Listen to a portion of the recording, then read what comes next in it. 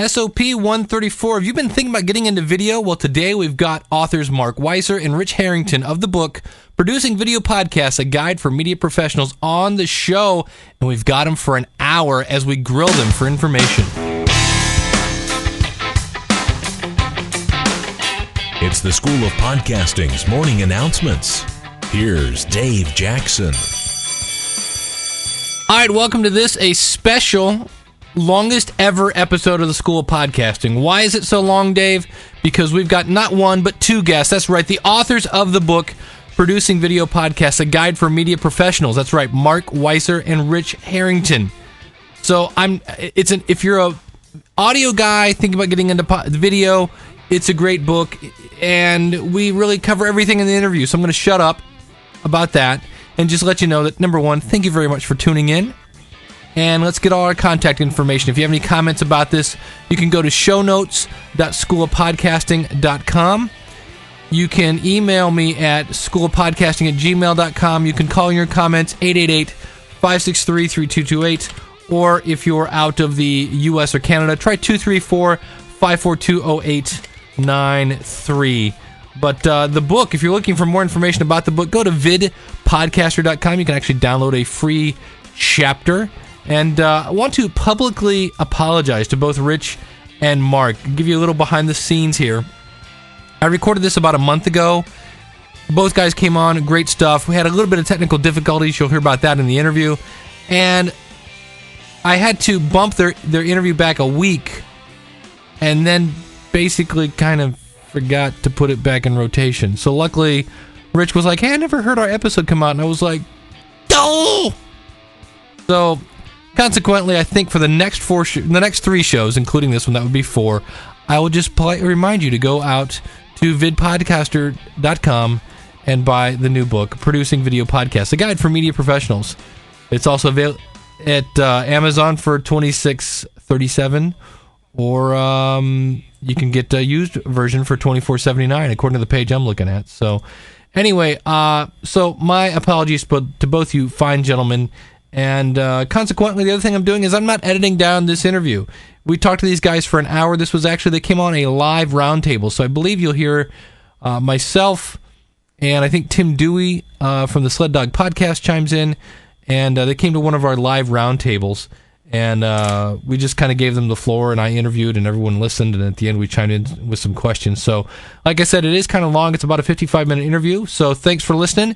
And here's my interview with Mark Weiser and Rich Harrington, authors of the book Producing Video Podcasts, a guide for media professionals, and you can find that at vidpodcaster.com. All right, well, kind of on the Skype phone. I'm using Skype. We're using a system called the Basement Ventures, so this won't sound quite as splendid as normally, but nonetheless, it'll be definitely good enough for, as we say for us musicians, good enough for rock and roll.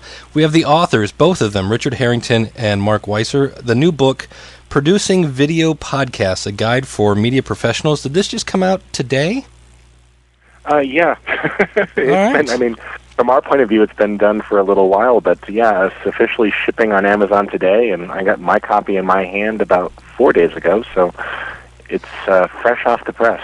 All right. Well, thanks for coming on the show, guys. And let's just start off. And you guys can fight over who answers which question. Who is this book kind of written for? It says a guide for media professionals, but can you expand on that a bit? Sure. I'll start, and then Mark can fill in anything he sees that I forget. We saw that there was a lot of podcasting books on the market, and most of them address audio or, in some way address video. But, the idea with media professionals is we're assuming that the audience of the book works in a couple of spaces. One is maybe they're working video pros who, are doing regular video production, and now their clients want podcasts, and they're stymied by, the RSS feeds and the encoding and that side. Or, coming the other direction, maybe they understand a lot about the web, or they've been active audio podcasters, but now they want to get into video because broadband makes it so much easier to deliver video these days. So the book doesn't assume you know too much of any one area, but it definitely assumes that you're coming at this with some level of professional experience and you want to see a return on investment, or your clients do. So we spend plenty of time talking about the business case, and really what we think is very valid advice that we've learned from lots of hands-on experience of how to do it cost-effectively while still maintaining quality that will let you compete with the major networks that are doing video podcasts. I also see that a lot of our clients sort of operate in the nonprofit world. We're based just outside Washington, D.C., and association clients, people that have communication staff that have been reaching out to their membership for years, through a variety of methods, all the way back to the, newsletter to doing traditional video for them, all sorts of methods. But we're finding more and more people that are being tasked with, hey, what's this podcasting thing all about, from their higher ups, and they're sort of lost on where to start. And so, as Rich said, the book, handles everything from, what's the business case for it, to how to actually produce, decent video, and then, also comes at it from the website. So it can serve to educate somebody about all facets, or if they're already a video pro, maybe they don't need the production side, and they just need to learn how to deal with the different hosting and RSS feeds and that type of stuff. Or, people that might have to make a business case on why to do it. So, it's either take what you need or take the whole thing. Right. Now, one of the things that, because unfortunately, not by choice, but I'm a PC guy, and I can't, this will be an edit point. What was that, Tim? Hold on. Tim's checking something. I want to make sure. Tim, did you have a problem? I unmuted something here. This will be edit point number 1. No, I can hear you. I was just hearing some background noises and that kind of stuff. I wasn't sure if you heard that. Oh, okay. Let me. Okay. Let's see. Rich, your phone number ends in 757, correct? Rich,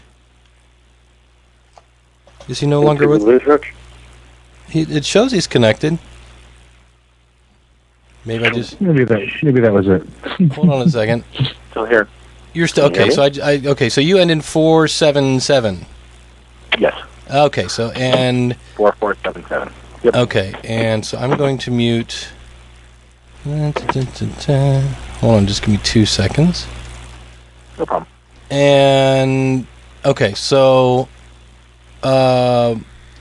Talking Mac versus PC already? Yeah, Mark, if you could say something, just to make sure I haven't muted you by accident. Oh, yeah, I'm here. Okay. And we know Rich is here. Okay. All right. Yep. Good. Well, just, we are going to talk Mac and PC a little bit here. Again, unfortunately, not by choice, but more by budget. I'm a PC guy. And for years, I remember when I first tried to dabble in video online, 6 years ago, and I walked in and said, well, I have a PC, and everybody said, well, there's your problem. Is it even feasible if you're on a PC to even try to get into video at this point, or is it just so much easier? No, it's perfectly feasible. Our shop is a cross-platform shop. I'm actually a certified instructor for Avid, Adobe, and Apple, and so obviously the Adobe and the Avid tools run on the PC side. And we have PCs in our office. We were just doing some podcasts from South by Southwest, and we were using a TriCaster, which runs on a PC, to do a live switch between 3 video angles. And then, because it was a PC-only codec, we were editing in Premiere Pro. It's perfectly valid. We're certainly well known for some Final Cut training that we produce, and one of our shows is on Final Cut. I would say that probably 70% of the time we work on a Mac, but we work on PCs regularly. And, in the book we tried to point out really solutions on all fronts. For example, from the editing side, we put out there that, if you're on a budget, certainly you've got iMovie on a Mac, but Premiere Elements is a wonderful program on the PC that fully supports producing, podcast-style video. It'll output to H.264 with no issues. It's got great tools if you want to put up to YouTube directly. very valid program with good graphic support and everything else. So there's lots of solutions that are fully cross-platform. I never really try to tell people what platform they should run on. That's just kind of, it's almost like a religious war. So it is. Stay out of it. Yeah. I carry around a MacBook Pro most of the time in the field. It boots under Vista. It boots under Mac. I run what I need to when I need to. Like I said, about 70% of the time I'm on a Mac. The other time it's there. And I think Mark is in a similar boat. He's used PCs plenty in his life. So. Yeah, it came, when Rich and I joined up and got Red Pixel rolling. I was coming out of a PC-only shop and, got immersed in the Mac side. And now, most of the work that we do is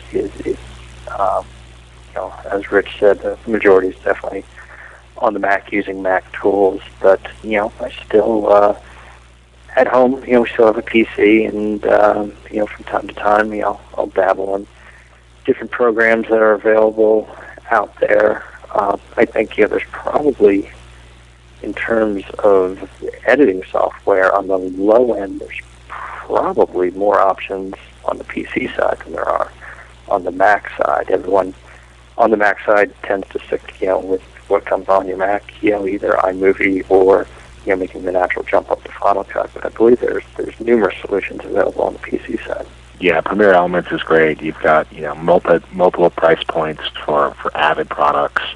Sony Vegas is very valid. We talk about it in the book. Very strong audio editing tools there, great encoder. So, it's really just a personal choice. What we focus on instead, like in the book when we're talking about, specifics with editing, we point out some features that we think are really important to the podcaster, like trying to get a non-linear editing system that will support resolutions that aren't just video, so like the ability to bring in oversized graphics, the ability to mix frame rates within one timeline in case you get sources that are different frame rates, multi-camera editing type features.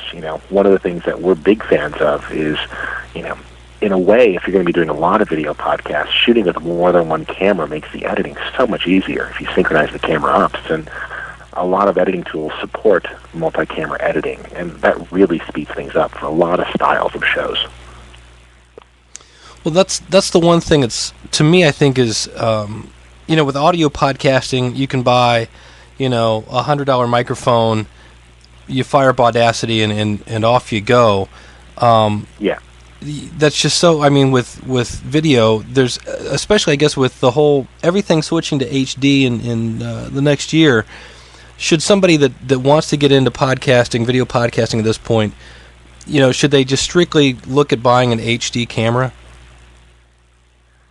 I'll let Mark comment on that more in 1 second, because we're personally not huge fans of HDV because it makes a lot of work on the editing side. Now, with that said, there's a lot of very nice HD cameras out there, and to be honest, while I think HD is valid, and we do some of our shows in HD, we do lots of shows in standard definition too, and don't see them moving. It really just depends on the style of show. Like some of our shows where there's screencast portions being intercut with a person on camera. Well, when you've got that HD resolution, it's just so much easier, like when you're trying to do a software training podcast on, say, Photoshop or After Effects. But, we were at South by Southwest doing multiple-camera type interview shows, and there was no reason to deliver that in HD. The vast majority of those videos were being accessed off of YouTube, which is only 320 by 240, and everybody else just, was a bunch of talking heads, people talking back and forth about new technology and things coming up, and HD really didn't add to it. So, I like HD. We use HD a lot for a lot of our video productions, but I would only say maybe a third of the time is it the right choice for a video podcast because it costs more, there's more overhead, it's more work. Yeah, Rich is right on with that. You look at it at different things. It's going to cost you more money on the acquisition side to jump into HD. As he mentioned, HDV is, fairly popular out there, but it's something that we sort of have shied away from. If we're going to work in HD, we're going to work in DVC Pro HD or some of the Sony formats, True HD. Just because that's sort of what our clients are expecting when they make the jump to HD. Yeah, and Sony has popular cameras in the HD cam space too, and the XD cam units that are out there. So, HDV is tape-based, and tape-based HD formats have their days numbered. Go ahead, Mark. I'm sorry. But you can also look at it too. If you're going to produce your podcast in HD, you're going to have your video podcast in HD. Your files are going to be much larger, unless it demands that. As Rich said, it has very good applications in something like software training, where getting the full resolution of what's happening on the screen is important to the end user. If your show is maybe a talk show type format, there's really not a whole lot of reason to have your talking heads in HD. And, there's larger file sizes, mean much longer uploads, more server space, and then, much slower downloads. I mean, broadband penetration is there for the masses now, but, pulling down standard def videos is one thing. Pulling down HD videos, you're talking, huge bandwidth, not just broadband. You're really pushing broadband when you're going to start pulling down, big HD clips.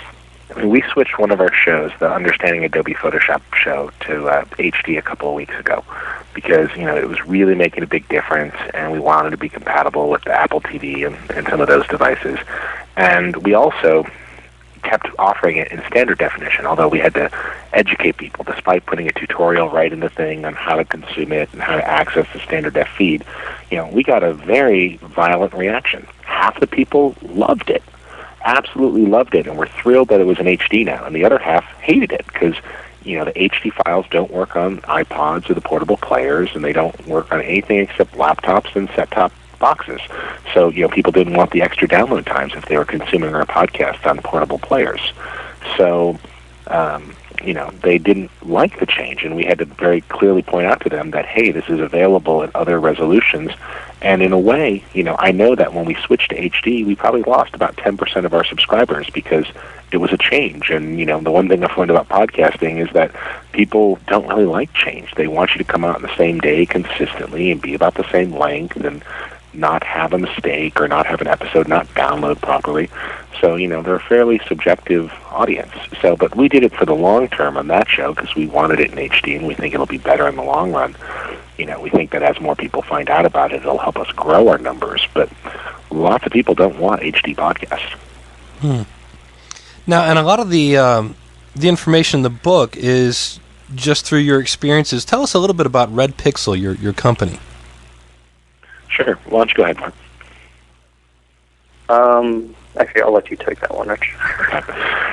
We bill ourselves as a visual communications company, and so we really have clients in a couple of different spaces. We do a lot of stuff for nonprofit groups, and we've for years have done web-based video for nonprofit organizations, groups like the American Diabetes Association. We've helped people like the American Red Cross doing public service announcements and producing content, much of which is released on the web.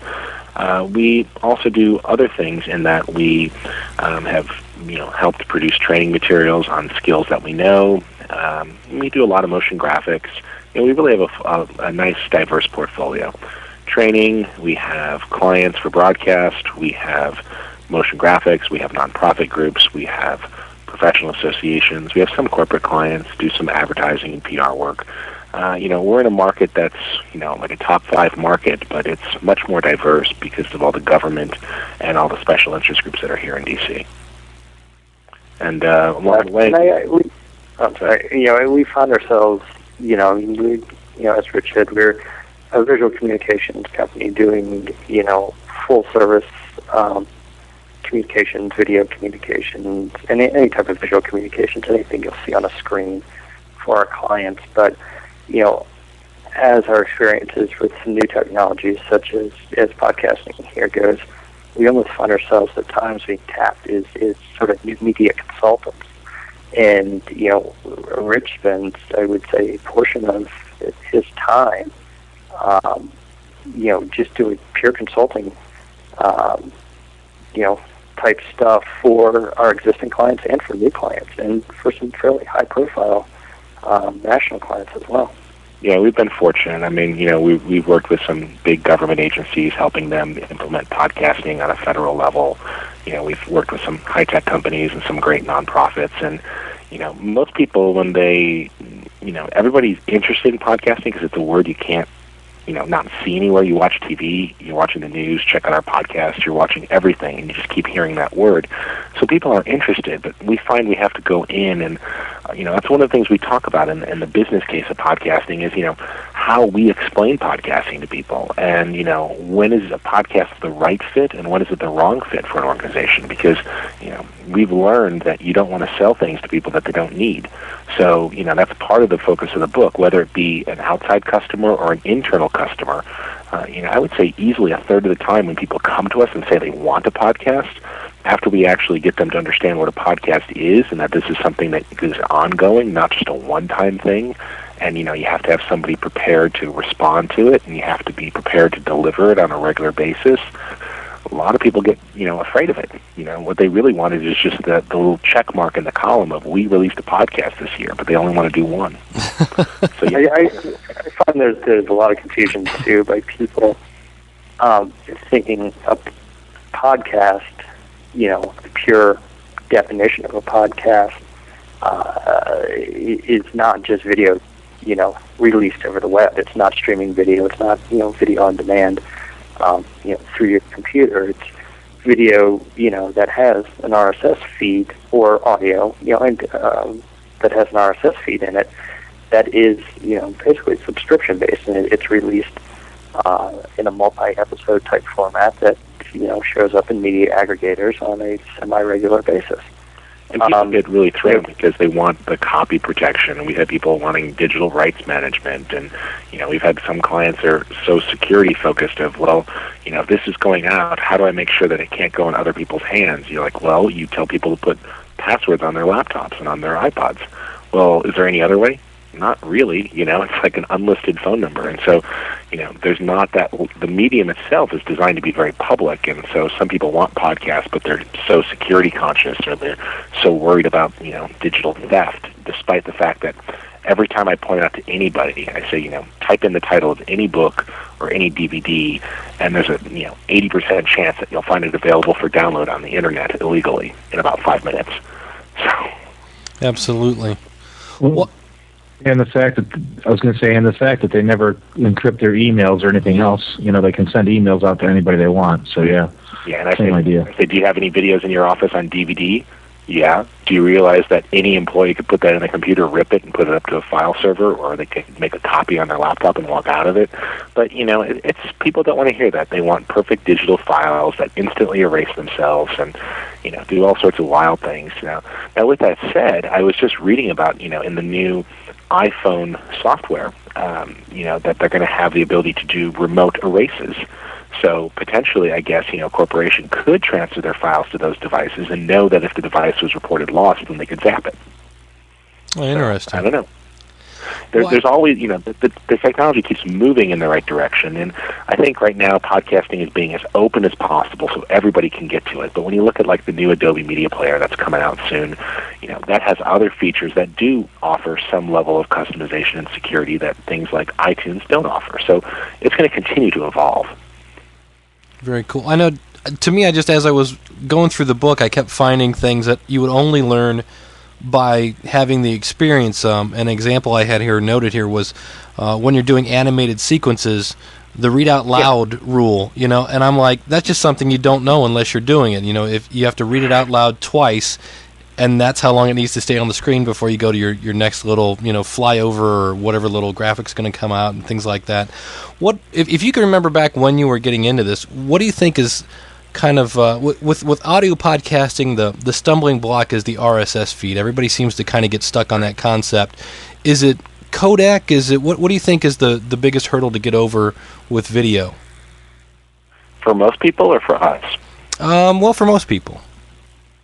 Well, I mean, even when we started, we struggled a little bit with the RSS side, getting it all worked out. And, we have a hosting partner that we continue to work with that, when we want things to be super tweaked, we'll work with them. And we've got some great folks on our staff who work with it. Fortunately, compression was something that, we have a lot of experience with. But what we try to point out in the book when it comes to compression is that there are lots of great tools at very reasonable price points, and the presets that are in there do work. But eventually, you want to start tweaking those presets, because the one thing that most people are afraid of when it comes to compressing their video files is they're so afraid of going beyond the built-in presets on those compression tools. And what we basically say is, hey, don't be afraid, but you should be compressing the video to the point that it starts to look bad. And then you make it a little bit less compressed, and that's where you want to be. Most people are way too conservative. They don't push the frame rate down or the data rate down, and they get big files. And everybody's guilty of that. Sometimes when you're in a hurry, you use a quick preset, or you're trying to find that balance between quality and speed. But most people don't understand the compression side, and we try to provide some common sense advice, and then we've got some extra stuff that's gone up and will go up to the book's website that'll give people some downloads and give them some specific advice, buy specific tools. But it's not that hard. There's a lot of great, really affordable tools that help with compression, and as long as people realize that, hey, all you got to do is keep trying the tools out till you find the one that works best for you, and then save your presets, and then remember, if you're nervous, simply plug in your portable media players and try to transfer the files to them. And if they play and they look good, then they should play and look good for everybody else. Yeah, it's probably. I'm sorry. Another, thing is if someone's just getting into video podcasting. I mean, Rich and I came from the position that we had been working in the world of video and producing video for well over a decade, so we understand what it takes to make good-looking video. Podcasting is really just another distribution channel for us. Once you jump into it, as Rich said, you have to take your video and you have to compress it to make it a file that can live, on a server somewhere and be downloaded and be read by different types of media players. And, of course, there's the RSS hurdle that, as you said, whether you're on the audio or the video side, that's something that you have to struggle with and learn how to use. But if someone's just jumping into podcasting and wants to get into video podcasting, you sort of need to learn how to make decent-looking video first. And there are a couple chapters in the book that, go over the basics of what you're going to need and how to go about making good-looking video. So, that's something that, someone just getting into it, might struggle with as well. And we streamlined that. Like, our approach on those chapters was to try to serve two audiences. We give you very practical things like lighting diagrams and packing lists, so you know what gear we would recommend you use. And we try to do some things at different price points. But, so for somebody who is a working pro, we try to focus on, hey, you know what you're doing. How could you do this, with a streamlined guerrilla-style run-and-gun approach while still maintaining quality? And then for people who are newer to video, we try to point out a lot of the pitfalls along the way of things that could really screw you up. But, we say right in our lighting chapter, well, here's the essentials, and here's what three-point lighting is, and here's the things that you need to look out for, and here's 3 different styles of lights you can use. We say if lighting is something completely new to you, here's our 3 favorite books on how to light, and you might want to look at one of these, Lighting, when you get into video, video is all about light, and lighting is an art form. Lighting is something that requires talent and years of study to learn how to light well. What's in our book is not going to make you, a cinematographer or the world's best gaffer, but it's the basics, and it's going to point you down the right road, give you, some of the starting blocks, and then point you to places where you can, expand upon your lighting knowledge. Yeah, we try to say, here's how we do it.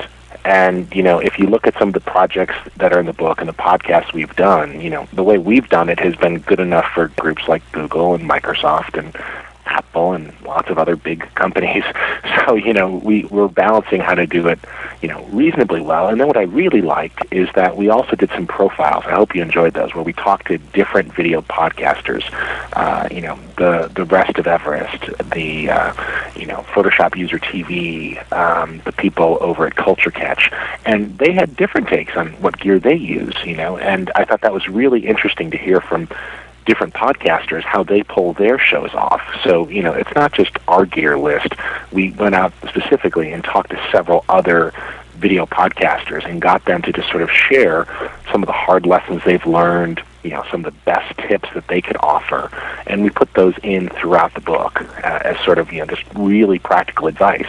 You got people like Aaron from Creative Cow who's doing a screencast telling you how he's doing it, and this is pretty valuable advice. A show like Photoshop User TV or the Rest of Everest are both on the iTunes top list for the end of the year, and these guys were quite open about what they've learned the hard way, things they wouldn't do again, and things they absolutely do every week to make their show look good. That is one of the things I really liked about the book. I'm sitting here looking at the one at the DC Derby, and even the 3-point lining example is a great set, because you kind of get the concept, but you actually show, here's what key light looks like, here's what fill light looks like, here's what backlight, and then you get to see the final product, and it really does kind of help fill in the blanks when you're just kind of going, well, okay, this light's over here and this light's over there, but it without having to go grab a bunch of lights and do it in person, it really does help kind of explain what the heck the lighting is and what it does. Is that something? Go ahead. I was just going to say we spent almost as much time getting all the pictures in the book as we did writing the book. The book has a lot of images, and we tried really hard to not just make it very visual, but to make sure that the images really helped you understand. So if we're talking about a particular feature on a camera or a particular type of audio connection, we don't just say, make sure you have an XLR audio cable. We show you what that looks like, so there's absolutely no way to misunderstand.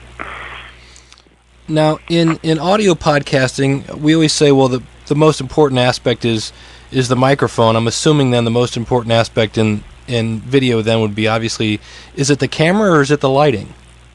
Or is it both? Well, you have sort of a triad there. I mean, if you can't hear things, no one's going to watch. So audio is still very important.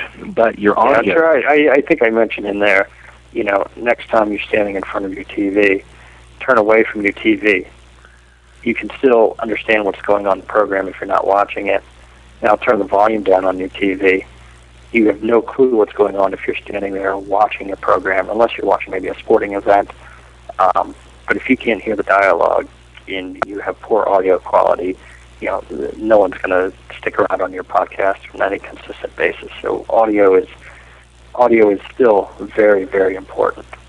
Yeah, so if you're an audio podcaster, not a ton has changed other than, your mics are visible. So, we talk about lavalier-style microphones or boom-style microphones, trying to minimize the mic being a big centerpiece in the shot. There's a lot of video shows where it's sort of like, we're audio podcasters, and now we decided to turn the cameras on, but it still looks like we're doing an audio podcast.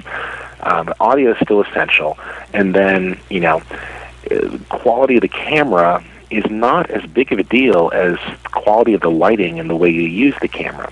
That's not to say that, bad gear will, not look as good as good gear, but we routinely see people using, super high-end gear, they jump on the bandwagon, I need this camera, I need these features, and they light it badly, and they don't use a tripod. The essential things, one of the things we really try to put out there in the book is, I think you'll see there's lots of little tips and sidebars and things that are things we learned the hard way, or we learned from lots of experience. But then there's just some things that are just saying, look, this is the easiest, most efficient way to do this, and there's a reason why a professional uses a tripod, and here they are, and this is why you use it, and it's going to make it look better, both technically and how it, is delivered, and it's going to compress cleaner, and all sorts of things. So, audio is still essential, but you need to make sure that, once you've got audio under control, then you want well-lit things that have good composition in the frame. And then, if you're not framing the action right, if you're not getting good coverage, then, it doesn't really matter. I've seen people have great cameras and produce bad podcasts, And the folks doing the Culture Catch show have some fairly old cameras, yet I look at their show and they do a great show. They're very creative with their lighting. They're very interesting how they put the whole thing together. They've got top stars and really famous celebrities that they're interviewing, and they're using cameras that are like 10 years old. So you could go out and buy a very high-end camera, but if you don't know how to light, you're not going to get good imagery. If you buy a low-end camera and you're really good at lighting, you're going to get good imagery, and especially good imagery, for a podcast. So, if somebody's looking to get into this on maybe the lower end side, because we all know what the upper end is. What's lower end equipment going to, like, if I want to get into this, what am I probably going to invest? Well, it really varies because different people have different versions of budget. One of the things we talked about in the book, for example, was using China ball style lights, which are super affordable and very easy to portable. And that's one way of doing it. On the other hand, a lot of times, people will go out and buy a brand new light kit, but you can often find lights used. One resource for equipment is something like Ambona, where the equipment might not hold up to the same wear and tear as, say, a really high-end production equipment, but it might work really well if your studio is fairly stationary. There's lots of ways to pull it off. For every brand-name piece of equipment, there's a knockoff or there's an off-brand. I've seen people, we run a podcasting user group. I see people producing stuff with, old equipment in their basements that are still good shows and look good. It's really hard to say. There's so many ways to pull it off with gear-wise. I don't know, Mark. What's your take on that? Yeah, it's what you said. A lot of times the higher end gear, you're obviously paying for the quality of the equipment, but you're paying for very durable equipment. You could buy a set of, you buy a tungsten light kit, like a Mole Richardson kit. The lights are going to last you a lifetime. Literally, that comes 30 years. That's going to come at a price. If you're just sort of dabbling in podcasting, and we point out a couple places in the book, you can walk into a Home Depot, and there are different things that you can buy. Just using white foam core board as a bounce board instead of getting harsh direct light, try bouncing light off a foam core board. Things that you probably might learn in a basic photography class when you start learning how to control light. And a lot of ways to a lot of people use shop style lights. In the book we focus on lights that are meant to be packed up and put on an airplane or taken out into the field and would look professional in front of a client who's paying reasonable dollar. But we identify sources that there's lots of ways to pull things off. And if you're just doing your own video podcast and you're trying to set up your own studio, there's no shortage of web resources with great suggestions on how to put together budget lighting kits and things like you can make your own sandbags, or you could even build your own light trees. Home Depot is a good place. They have it all at the Home Depot. Yep. How long did it take you guys to put the book together? Talked about it for a long time. Yeah, that's a hard thing to say. In that, I knew it was a book we wanted to do, but we didn't rush it out. So instead, while we've been producing podcasts over the last couple of years, we started to jot things down, and we started to capture photos. We started to document our process. I've written 12 books at this point on different digital media tools, things like Photoshop and After Effects and Final Cut and, that sort of stuff. So I'm used to doing books. We worked on the book for about 2 years, and then I would say last summer, just after the NAB broadcasters, is when we really got earnest and sat down and started putting pen to paper. I tried the material out a lot. We taught a lot of classes on podcasting to folks at different video conferences, and we recorded a lot of them, and we really tried to put the material out there in front of people before we put it in the book, and ran it past a lot of people and got a lot of feedback, because we really knew that, unfortunately this came out, but we really see it as the first book that's dedicated to just talking about video podcasting. So we wanted it to be a good resource. We wanted it to be a good book. And we worked really hard on it. I mean, there's a lot in there. And there's the website that's getting more stuff added. And there's a weekly podcast at this point that has more tips. You know, we traded out page count for full color with the website. You know, we decided we wanted the book to have the essentials, and then the website and the podcast would become living, breathing extensions of the book, you know, where we have additional resources. You know, people who buy the book are able to log in and access additional content that's going up this week. So. Very cool. In fact, you can get the first chapter, and that website is vidpodcaster.com. So it's that's very cool, because that way, as with anything with technology, you know, it's only a matter of time before this book will eventually become, obsolete. But by having the website, you can keep people up to date with anything new that's coming out, and as things change, they can keep up to date with that, which is very cool.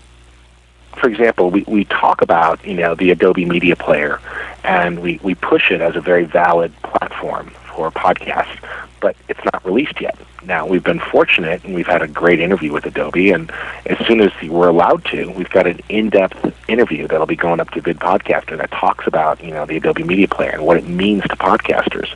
It's just the product's not out yet. So the book pushes you and tells you this is something to keep an eye on. But yeah, as things change, that's what the website's for. The book contains everything that we didn't feel would really get outdated or that we couldn't easily address on the web. The book contains the fundamentals, the business case, the essentials, how to explain podcasting, what's going on with podcasting, how to make it look good, how to compress it. What about graphics? Graphics was an area that we felt a lot of people were really weak at, so we tried to provide, some ways to enhance the look of your podcast, even if you're not really strong at graphics. Just basic concepts to make it look better. Well, and it does. It's as I've just had it basically yesterday and a little bit today. You do have a little bit of everything. I mean, you definitely have the video part down, but there's even a small section here at the end about a little search engine optimization for your podcast and submitting it to iTunes and things of that nature. So again, it's great for people that have already understand podcasting to get into the video side, but also if you're a person from the video side, there's plenty in here to help you understand the podcasting side. So it's very cool. Thank you. Well, what we tried to do is we built the outline. We'd been teaching people about podcasting for a while, and so we built this outline around how do you do it. And so, the first part is you have to explain it to somebody, and you have to make sure it's the right fit. So, the first part of the book is all about, what is podcasting, and if you had to explain it to somebody or sell it or do it, how do you do it? And then it gets into how do you make them, and it talks about the actual production of the video files, and then how do you do post-production to make sure the files are ready, editing them, adding graphics, and coding it, and then delivery. And we were fortunate, both Jason Van Orden and Paul Vogelsang, two very respected people. Paul's the executive producer of MommyCast. You're familiar with that show, I think. Mm-hmm. And then Jason Van Orden, who's certainly a great podcasting consultant, offered a lot of really good advice about, promotion. And so, they chimed in with some strategies. And, we don't want to say the book is the end-all, be-all, because there's plenty of other podcasting books, and we read them. But we wanted something that if you were tasked with, hey, your boss came in and said, we're going to be doing a podcast, or we're going to be talking about this next week, and we want to get up and running. Or your client came to you and said, hey, we want to get into video podcasting, that you could sit down with this book and in a weekend feel like you weren't an idiot anymore, that you understood what it really took, and you understood the risks and the benefits and how to pull it off, and that maybe there was still a few questions you had to get answered. It wasn't all there, but you at least knew what to think about.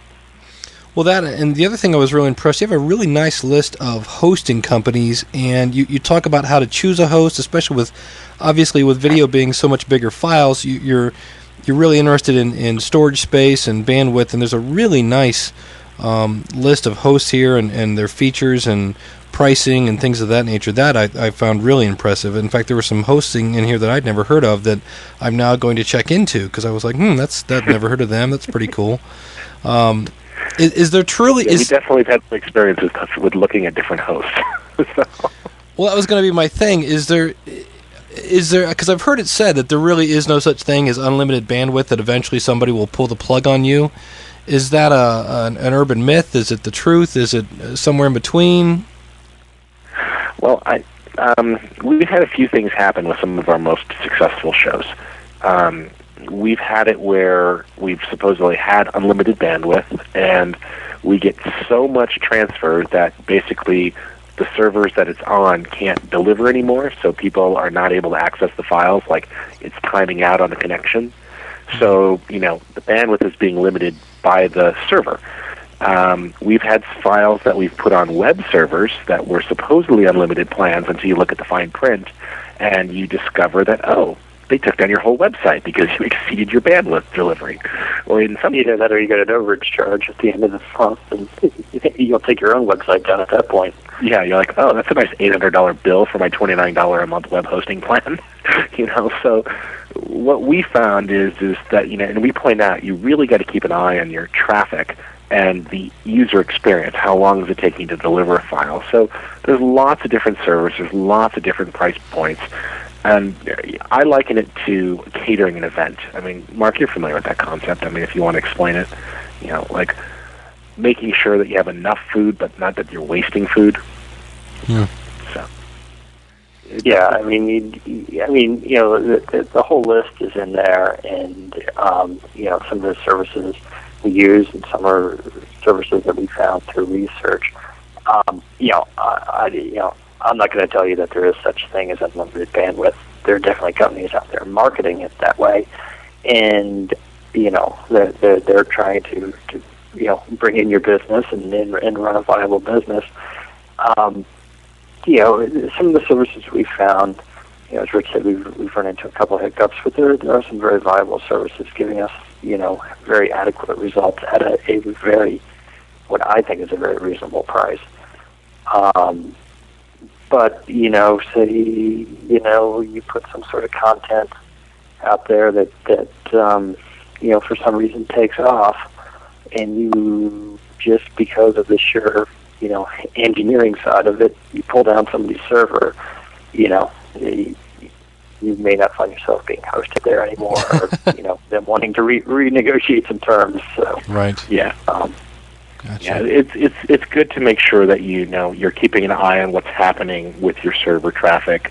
If your serving company provides statistics or reports, and keeping an eye on trends, and just make sure it's going okay. I mean, everybody, ourselves included, have had issues with the delivery side. A particular show can get really popular, or somebody blogs about your show, and all of a sudden, you're getting way more hits than you did the week before, and the server can't keep up. I mean, it's not a perfect medium. And what I sometimes have to say to people is, like, did you pay for that podcast? No. So it's okay. Chill out. Like, just hit the subscribe button, and when the traffic goes down, it'll start to pull down to your computer automatically.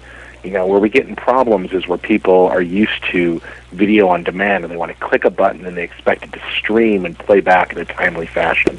Unless you're a broadcast network, you might not be able to afford that quality of hosting, and we really have to do a better job of getting people educated that they need to be clicking the subscribe button so the material will trickle down over their internet connection and then be there later to watch. That's right. Which is different than audio podcasts. Yeah, absolutely. Tim, any questions for Mark and Richard before I let them go? Yeah, I've got one question around the idea of making the move from audio to video in the pricing or the ROI, or how do you anticipate looking at potential businesses and saying, okay, we were charging you so much for audio, what is it? Is it a 2x or 3x? Before we decide to go into it, how do we know what we're going to be able to get? Well, there's a couple things we really push in the business case, which is, if you're going to be producing video podcasts, don't try to do one-offs. You can do one-offs with audio where it's just a single producer coming in with a microphone, coming in to interview the client and put a few together, But you really have the economies of scale, and I'll let Mark talk about a recent production that he did here in a second where, he can sort of share with you, not exact numbers, but just sort of ballpark of how they approached it, getting a year's worth of podcast shot in 2 days. We often find that with video, they're not nearly as time-sensitive as audio material. Some shows are, but many shows don't need to be.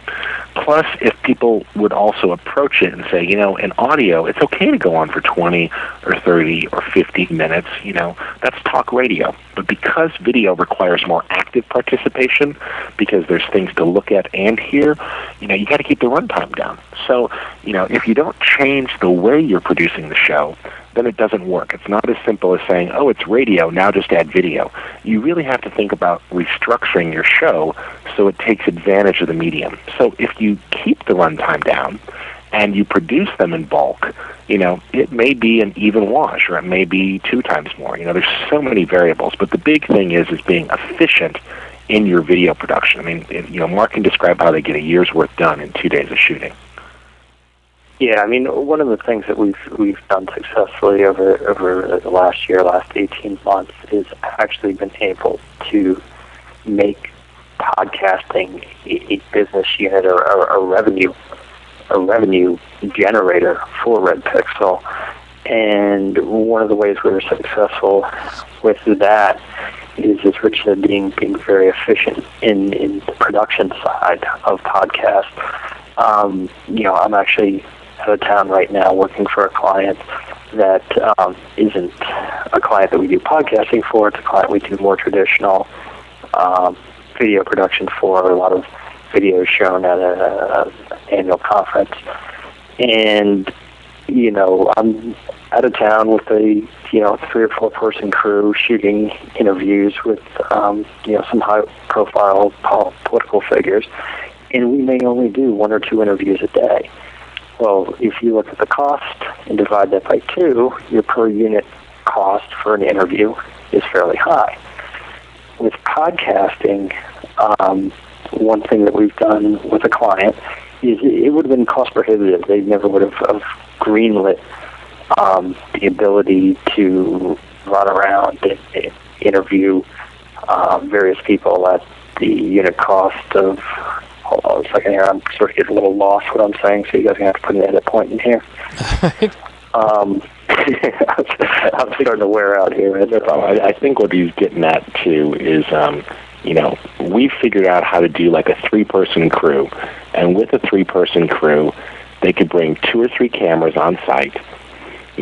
One person's running a camera and keeping an eye on the audio feed. Another person is using a switcher to cut between the angles. Another person's running a camera.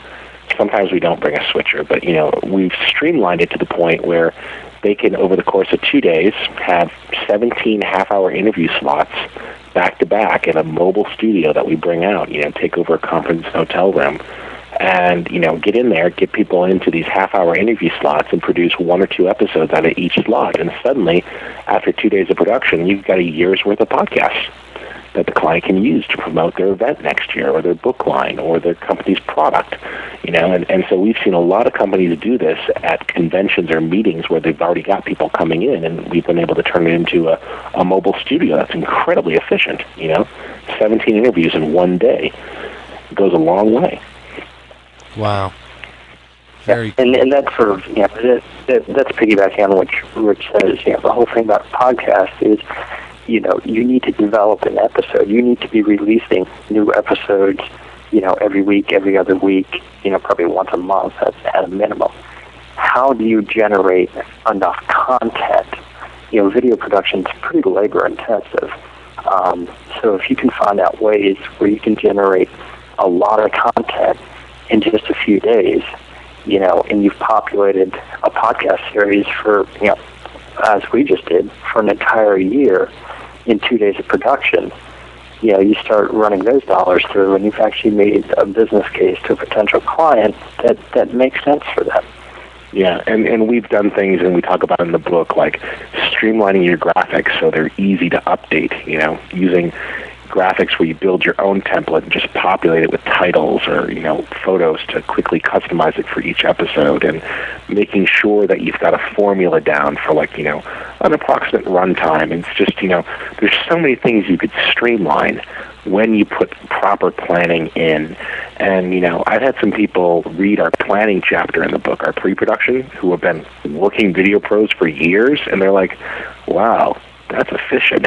And that's what we really tried to share. It was just, practical efficiency, things that anybody can do no matter what your budget is. One of the best ways to drive your costs down is to be more organized. Get more done in less time. Yeah, the more you wing it, the more it's going to cost you in the long run. So, absolutely. Yeah. So, and that's why we talk a lot about multi-camera productions, because if you are being efficient, you never want to be, you want to be able to keep up with the action that's happening. So if that means you need a second camera, well then maybe you need a second camera, because maybe you'll be able to get that much more done, without having to pause or keep moving the camera around.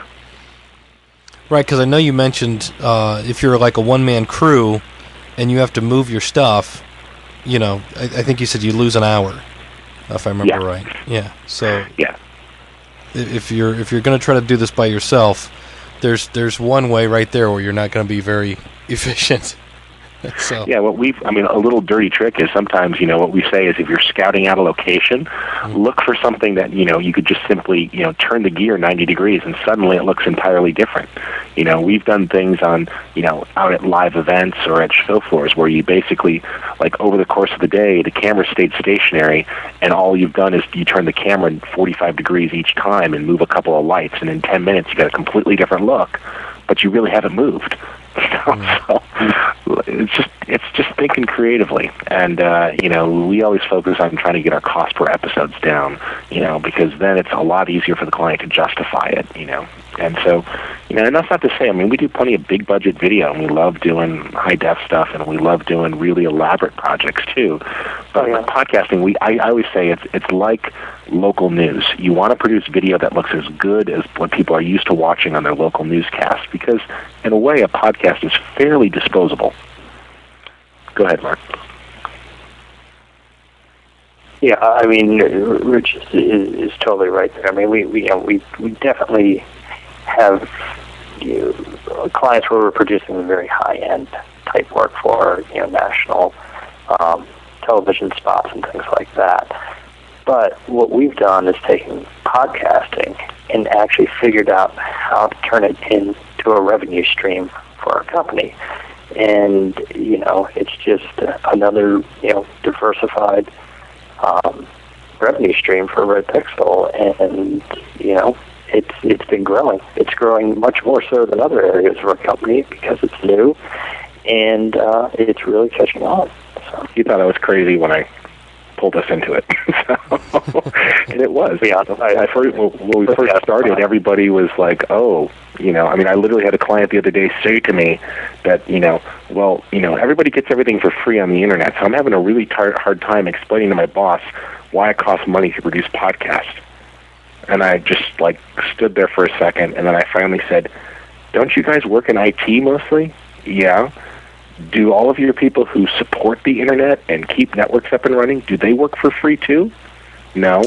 I said, well, it costs money to make things that people care about. Whether it's, I said, there's free newspapers. The people who work on those newspapers generally get paid. It might be through advertising, it might be from somewhere, but, podcasts don't just get made on their own. Either people are giving up part of their lives to do it because they're impassioned and they want to share, and that's certainly true with some of ours. There's podcasts that we produce that we do because we want to help people. Some of our technical training podcasts, we produced them for 2 years before we ever had an advertising sponsor, and we did it because we wanted people to get the information. But you also have to realize that if you are trying to do podcasts for some group, whether it be a nonprofit group or a corporation or a government agency, they have to see some sort of return on investment. So you have to approach it in a very business-like way with the client's budget in mind, so they can justify to others that they're seeing a return on this. Because it's really hard with podcasts. The crazy thing is like you say to people, how do you know your newspaper ad's working? How do you know your radio program is being listened to? But, for some reason they expect that we can get magical numbers and say exactly how many people are listening to your podcast. It's like, no, just because it's new doesn't mean we've gotten any better at counting, measuring, or, gauging our audiences. There you go. Well, again, the book is called Producing Video Podcasts, A Guide for Media Professionals. Rich Harrington and Mark Weiser, thanks for coming on the show. You can read their blog, you can see all the podcasts they do, the book. their resources. Everything is out at vidpodcaster.com. That's the companion website to the book. And I know I'll be curling up by the fire and reading the rest of this that I've got. So thank you very much for coming on the show. No problem. Thank you for having us. If they download that free chapter, on the last page is a discount code that they can use for 20% off the book. So hopefully that helps. Cool. All right, guys. Well, thank you very much. Thanks for having us. I really appreciate it. Oh, not a problem. Thank you. All right, and there you have it. Again, thank you very much to Richard Harrington and Mark Weiser for coming on the show. Let's get that contact information if you want to comment on this. Very easy. Phone number, 888-563-3228. Email, schoolofpodcasting@gmail.com. Our website, schoolofpodcasting.com. And everything we talked about, links to the book, links to their website, you can find at shownotes.schoolofpodcasting.com. Thanks for listening, and until we meet again next week, class dismissed.